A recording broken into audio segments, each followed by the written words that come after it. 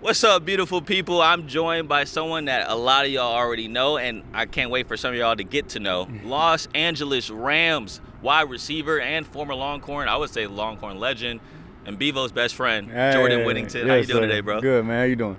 Sensational. Yeah, we're in Austin. The backdrop is pretty beautiful. Nice. Yeah. Smooth. Picked a good spot. My question is, though, like, what you doing here? Like, you back in the city? Yeah, man. I'm training. You know, last year I did my off season in LA, primarily in LA, but this year I just made it like a big point just to get back to Austin, get away, decompress, and yeah, just be in what is the best city in America, in my opinion. And Woo! yeah, and the love of my life lives here, so I get to go to her games as well. So yeah, it's a win-win. I'm glad you brought that up because I'm sure a lot of people are interested in that. You know, they get to see how y'all's relationship is on social media. I was going to introduce you as Madison Skinner's boyfriend, but I want to be a little respectful. And so, but just talk to me. How did that all come about? Like, how did that all start? Man, it's, you know, I first met her when she first transferred, and before I even spoke to her, I actually called my mom. I was like, yep, I see the woman of my dreams. And I had yet to have talked to her, but yeah, it took a while, and then I finally started communicating with her after my rookie year. Okay. And then, yeah, it just hit off. We had always been really good friends. You know, that was one of my best friends, a really good person. And then, yeah, after my rookie year, man, we started communicating about that, and I told her how I felt about her, and then, yeah, now we're in a relationship. So you shot? I shot my shot. Hey. I did. That's how you do it, though. Shoot your shot, dog. Shoot your shot. I love that. And I've seen it. You've been coming down here to support her, love volleyball. Yeah, for sure. How's it like just seeing her compete? Really good, man. She, it's really cool being with somebody who understands, you know, kind of that industry and that field of work and stuff like that, and just seeing somebody that's super dedicated to their craft. It's amazing, and yeah, I love going to the games, love supporting her, supporting the team. So yeah, people in Austin, pull up to Love Volleyball, to the games. Yeah, it's pretty lit out there. It's pretty lit. I've been to a couple matches. It's cool. It's pretty intense. And I know she's been out there to see you as well in LA. Yeah. What's that been like to get that support from her? And I know y'all both got busy schedules. It's really important, you know.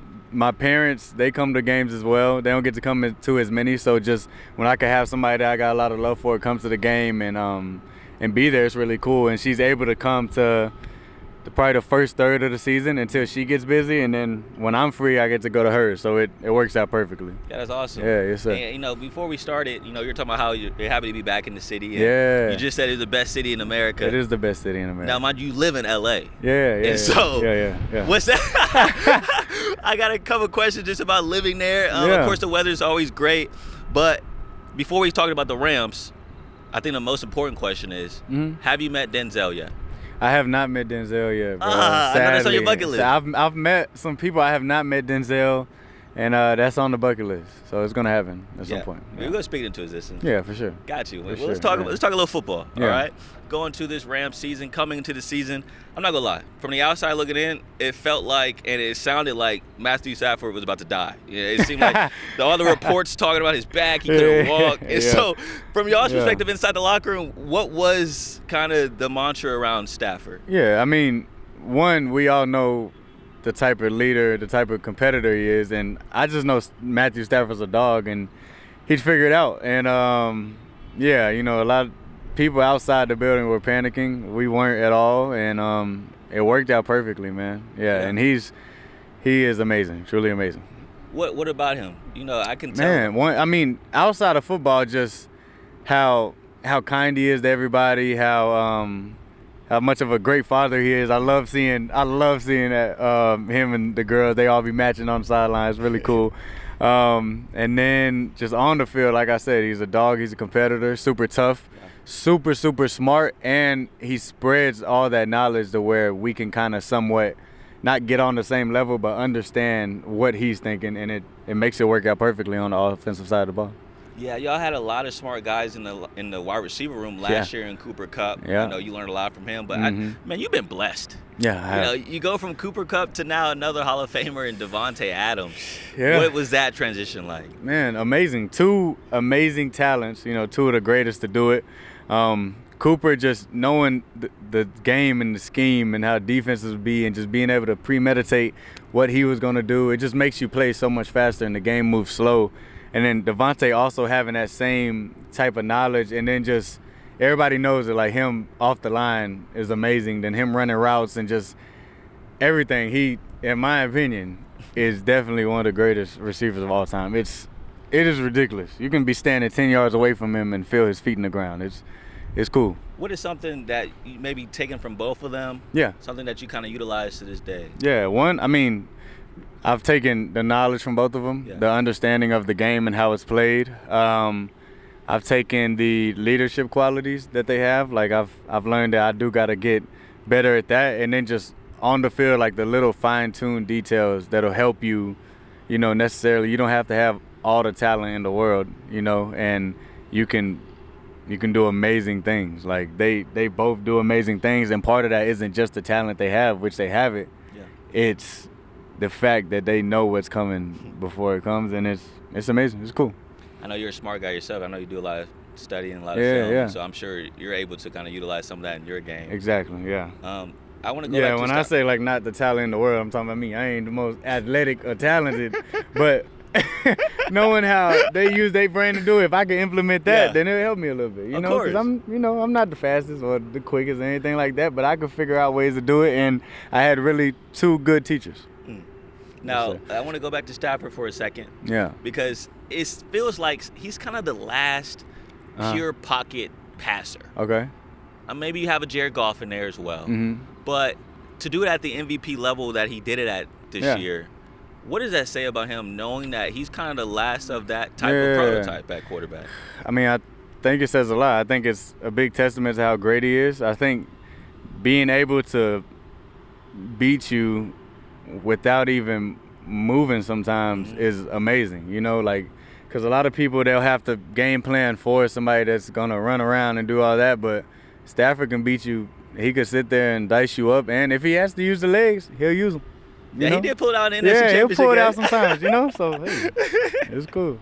Yeah, bro, the other guy in your wide receiver room, what a dude he is, huh? Puka. Stud. I know y'all go way back, though, right? Yeah. High school All-American game? Yeah, I met him there, and we've been cool ever since, so it's really cool that I get to come back and we get to, get back together. That's my guy. I got to ask about the backlash he was getting this year on social media. Yeah. What was it like in the locker room trying to make sure that he's good personally? Yeah, it wasn't nothing too crazy, it's just we kept the main thing, which was the football stuff and making sure that our guys are right. And that was just some things that happened. There was unfortunate things, but hey, you live, life goes on, you live about it, you learn from it, and then you move on from it. I think that's what he does a good job, is taking accountability for things on the football field, off the football field. I think we all do as an organization, and it's really cool to see when you got a team that supports each other like that. And now he's ready for the next year. I'm excited. Yeah, you're with him a lot. Yeah, so that's my guy. What is something that maybe we not are able to see? Yeah, that you are. Puka Nacua is one of the kindest, nicest people ever. Yeah. Bruh, such a sweet dude. That's my guy, man. And he's super nice. Always looking out for people. If we go out to eat, he gonna take care of it. If he always want to take you out to eat at Air One, and I heard that's very expensive. It's smoothie $20-something, and he'll take us over there and get a smoothie. So just really nice guy, really tough guy, and somebody who in the film room is super smart, pays a lot of attention, and that's my dog, man. I can't wait to see what he does this next year. Yeah, he went crazy this year, him and Stafford. Take me back to this NFC Championship game. Yeah. First off, did y'all know that was going to be basically the Super Bowl? That what it felt like. It did feel like whoever wins this game probably going to win it all. I think we knew that at some point we would meet back up with the Seahawks. I think that we knew that in the NFC side there was really a lot of good teams. And but the thing is, it wasn't the Super Bowl, you know. So like, I think everybody feels the Super Bowl, but reality tells you that it's not. You know, that's the NFC Championship. But yeah, it was just two really good teams going head to head. Props to them. You know, they won the whole thing. But that was just quite the experience. It was really cool to play in that game. Yeah, during the game, you left in the third quarter. Mm-hmm. Can you just explain? I had did something to my ribs. Had to go in there, came back out, and then finished the game. But yeah, that's how football goes sometimes, you know. But hey, got to be tough. Don't get the job done in that game. Mm-hmm. You've been in a part of kind of a lot of tough losses. I remember at the Sugar Bowl, I was right there on the sideline when you got that pass, put you on the red zone. Yeah.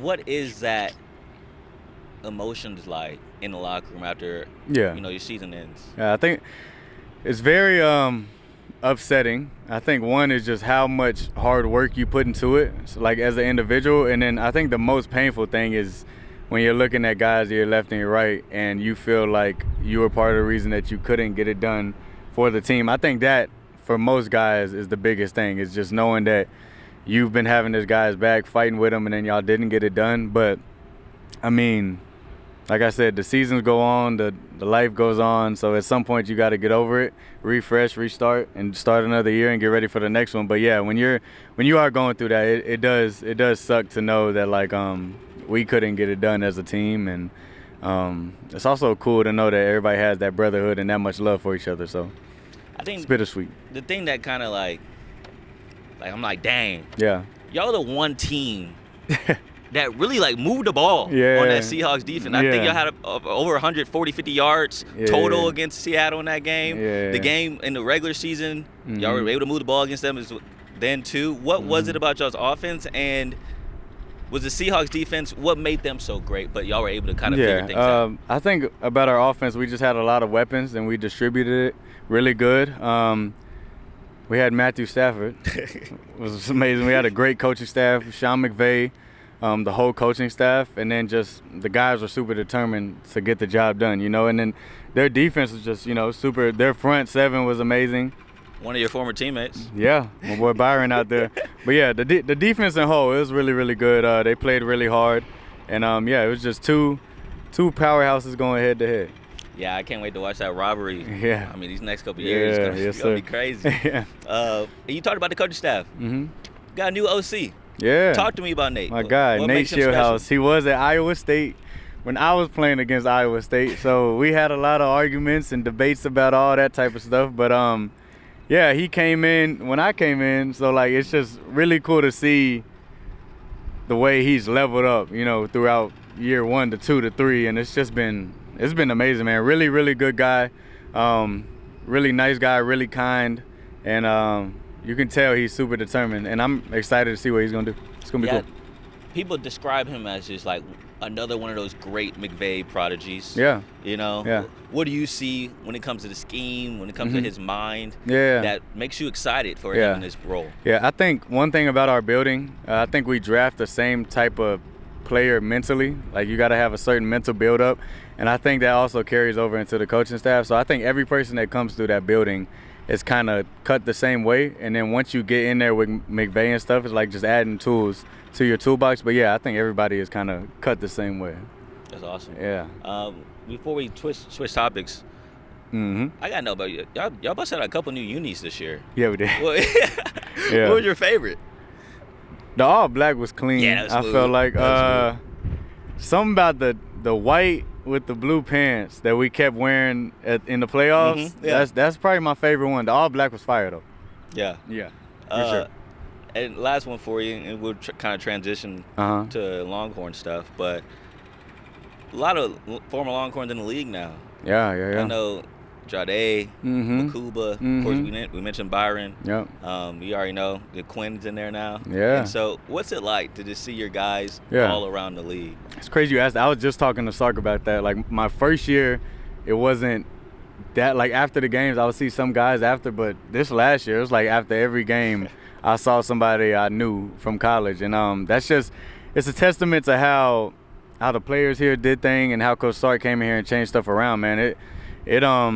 it truly is becoming, you know, an organization where it gets you prepared for the league. And these guys aren't just coming to the league and not doing anything. We got guys coming in there and making a difference. So it's amazing, man. So, yeah, that's my recruiting pitch.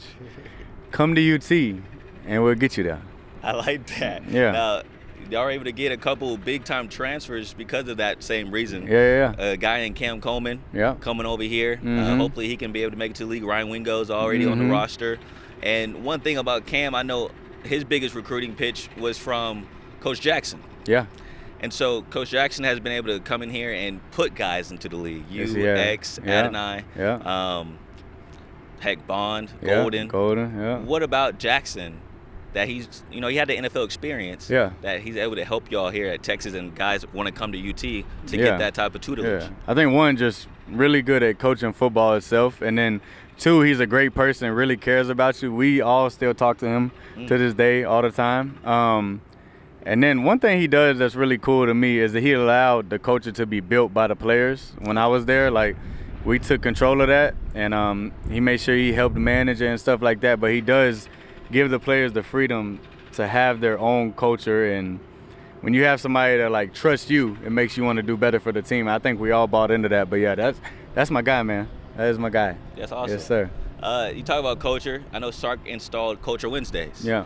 And you were a part of that group that, you had that carryover. Yeah. Talk to me. There's a lot of always this talk around big games with Sark, and he's got the team to this point, but he hasn't got over the hump. Yeah. You're in it. Yeah. And you've experienced not getting to that point in general. Yeah, exactly. Yeah. What about Sark makes him great? One, I think, like you said, I experienced the bad side of it too, of not even touching playoffs or nothing. So getting there should say a lot. I know everybody wants a birthday cake that got all the candles on it, but you can't get mad when we got all the icing on it without the candles yet. At first, you ain't had nothing on the plate. You know what I'm saying? So that's a great analogy. Yeah, so like that's all I'm saying is Sark came in here and he has made like a drastic change in the organization, the players, the mental. We've had like double-digit players get drafted every year for about 2-3 years now. So that's been a really good thing. And as far as getting over the hump, that comes more as, I think that's more about culture and the players wanting to, because it's not like, there's a difference when you're a team that's just getting blown out. When it's two good teams going head to head, it comes down to the players wanting to do it. The schemes are going to be there. The coaches know what they're talking about. And we unfortunately didn't get it done. The year after that they didn't, but it still was a playoff appearance. And not getting it done by one or two plays. Yeah, exactly. So I think that's just going to come down to the guys totally buying in, which I know they will. I went down there. I've seen them. They look really young but really mature. So I'm excited to see how it's going to be. But, yeah, man, that's never just a coach thing. That's always the whole organization. But I think the organization is right where it's supposed to be now, and then we'll see how this year goes. But, I would never complain about going from what we went to being a playoff team and a powerhouse organization, which has been happening recently. So, hey, man, it's crazy, man. The expectations, right? Yeah, but I mean, that's also, you're at the University of Texas, so the expectations are high. So I understand. I'd be upset too when things don't go our way. Trust me, me and all the guys, we'd be on FaceTime every big game. It's about 12 of us on the FaceTime call together, and we'd be watching the game. So yeah, I'd be yelling at the TV saying what guys doing, but hey, people did that when I was playing, so I understand it. But at the same time, I also know that it wasn't built in a day, and it's gonna take a while. But yeah, we definitely we're gonna make it happen this year. I'm sure while you were on FaceTime, you saw the steps that Arch took this year. Yeah. I mean, I've been on record saying I think the last 6 weeks of the season, Arch was the best quarterback in the country. Yeah, a lot of growth. A lot of growth. Yes, sir. How did you like the way he handled everything this year? One, I think that was a lot of pressure to put on him. And then the first year was this the first season he started, right? First time being it was a great year, in my opinion, and I'm excited to see what he does for the next one. But yeah, he's a really good guy, really humble, really talented, obviously, super athletic, a fast Manning. super fast man. This is the first time I've seen it, but it's amazing to see. And yeah, he's got those guys right, and I know he'll lead them, and they'll trust him, they'll rock with him, and they'll be a dominant force for sure. Yeah, Jade told a story about how Arch would try to take his laundry. Yeah. His freshman year. Do you have any Arch stories? I don't have a story about him taking my laundry, but I know he definitely was like, he played that freshman just coming in role. Yeah. Like he was a servant leader. He took knowledge. He soaked it in. He was a sponge to everything. And he waited his turn, and now it's his turn, and now he's on the road that we were on. So I think, he'll be a great leader, because every great leader started off as somebody who had to get taught, and he's ready to teach. And you're back teaching today. Yeah. What's it been like just coming back, and did it feel different? Do you feel like an old head now? No one's calling you Unc yet, right? No. I don't feel like an old head. No, I don't know. I just enjoy it, man. I really just love the university, and I'll be a Longhorn forever. So just coming back, talking to the guys, and there's some guys on team, a lot of guys actually now that I really don't know, but they know me, which says a lot about like the history and stuff that we did and made an impact. But I'm super excited to get to know everybody and just be more connected to them as they go on throughout this next season. If I'm being real with you, Jay Witt, whenever I watch you play now, I just think, what a story. For sure. And everything that you went through here. Yeah. And then getting drafted to a great organization like Los Angeles. Like, God really had his hands on you. Yeah, for sure. How often do you get to reflect? Man, I actually reflect a lot, man. Definitely, like during the season, just coming out the tunnel every time, it was like, wow, there was a moment where I almost quit this, and I'm like literally living my dream. But yeah, God has definitely been really great to me. He took me through the ups and downs and stuff, and you'll never have a year where you don't go through something. And when you have years that you go through something, you get to learn from it. So it's never really a bad thing. And I'm really thankful for my journey and the things that I had to go through that shaped me to who I am today. And it's super surreal every time you come out the tunnel and you're like, oh, I'm here, Yeah. And then you think about the moments and the feelings you had and all the emotions when you're going through those bad things, and you just ask yourself, was it worth it to be here now? And 100%. Yeah, I wouldn't trade my place with anybody, no question. Well, it's surreal talking to you. Yeah. So thank you for your time, Jay Witt. I appreciate you. I appreciate you. I know you got a busy schedule, so sir. Thank you, dog. Always a good man. Appreciate it. Yes, sir. Great Thank you, seeing dog. Yes, sir.